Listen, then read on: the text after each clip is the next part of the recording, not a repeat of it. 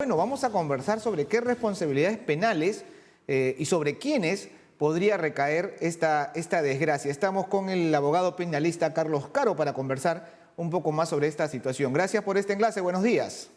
¿Qué tal? Buenos días, ¿cómo le va? Bueno, seguro usted me escuchaba mientras hacía yo introducción a esta entrevista. ¿Qué posibles delitos concursan aquí y quiénes podrían ser los posibles responsables? A ver, acá hay varios niveles de responsabilidad. El primero tiene que ver con los organizadores del evento, ¿no? Los que han organizado la fiesta, han cobrado entrada, han expendido el licor, han permitido el ingreso de estos menores. Por otro lado, lo han hecho en condiciones, digamos, de seguridad absolutamente bajas, nulas o paupérrimas.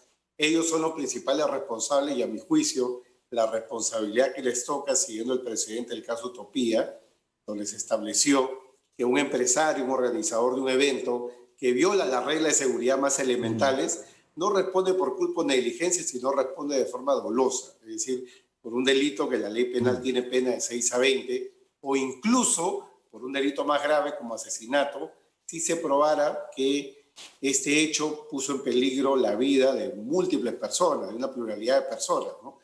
Y Ahora, si había ánimo de lucro, que son dos elementos de agravación que prevé la ley y se penal. puede entender también como agravante el hecho de que estaba desacatando una disposición de restricción de movilidad social, como es el toque de queda, en Claro, medio de una cuarentena. ese elemento podría entrar a tallar al momento de medir la pena, pues si vamos al delito de asesinato, que tiene pena de 25 a 35, dentro de ese rango, el elemento violación del toque de queda, violación de las reglas anti-COVID, violación del estado de emergencia, entran a tallar como elementos para agravar la sanción dentro de ese rango. De acuerdo. Ahora, eso entonces por el lado de los dueños u organizadores de estas fiestas que además eran, por testimonio de los vecinos, concurrentes, ¿no?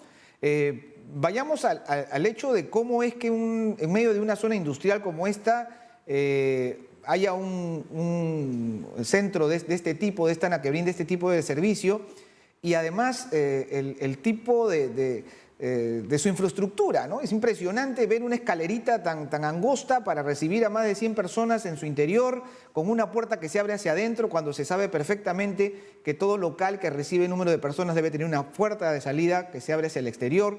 Esas cosas también entonces habría que revisar qué responsabilidad podrían tener los funcionarios de la municipalidad.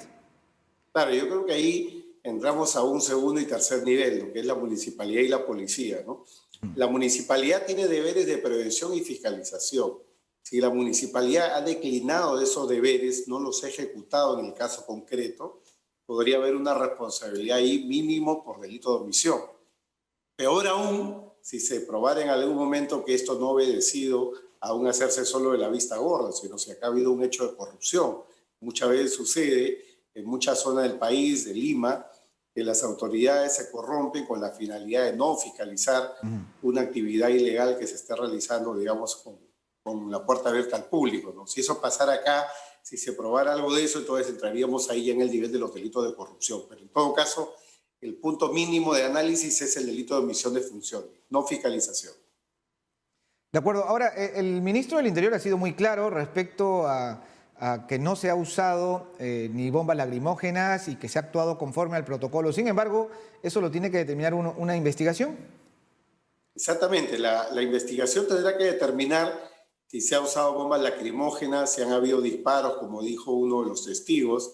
Eso es algo que se tiene que establecer. Pero más allá de ello, que son meros dichos o referencias de momento, el tema clave tiene que ver con la intervención. Si la intervención ha seguido los protocolos básicos que establece la policía.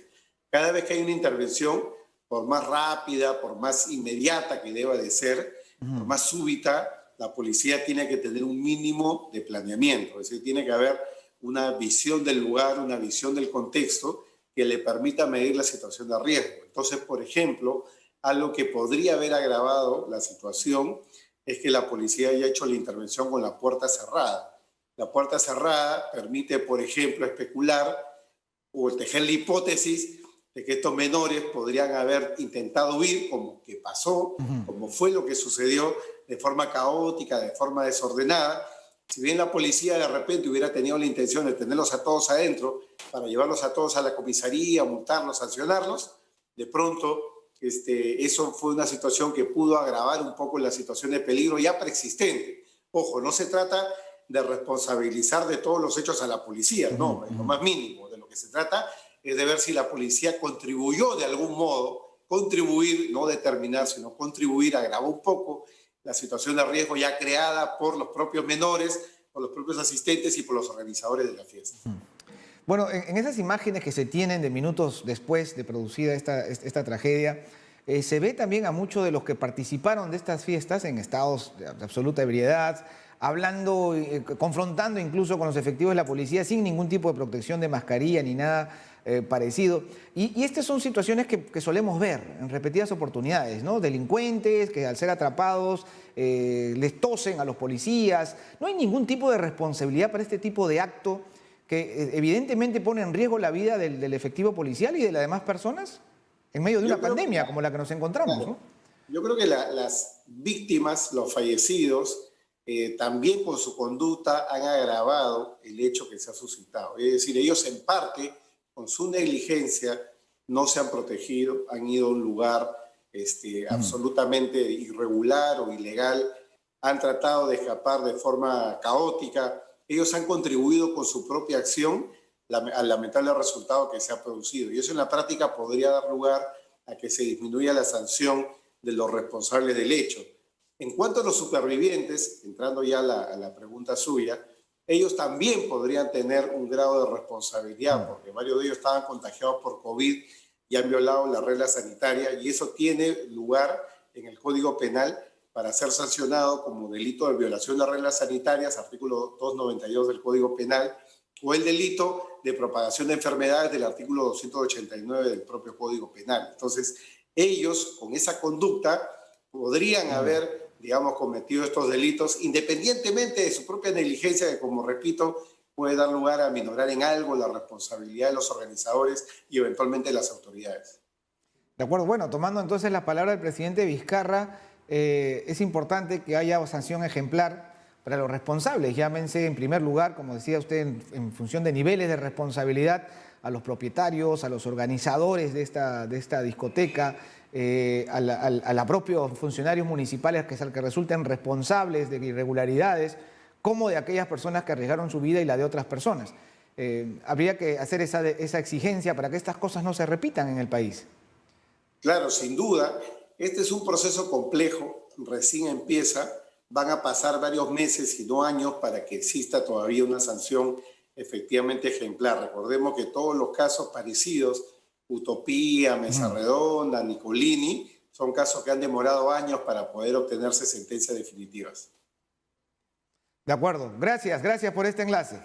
Muchas gracias, buen día, hasta luego. Gracias, igualmente.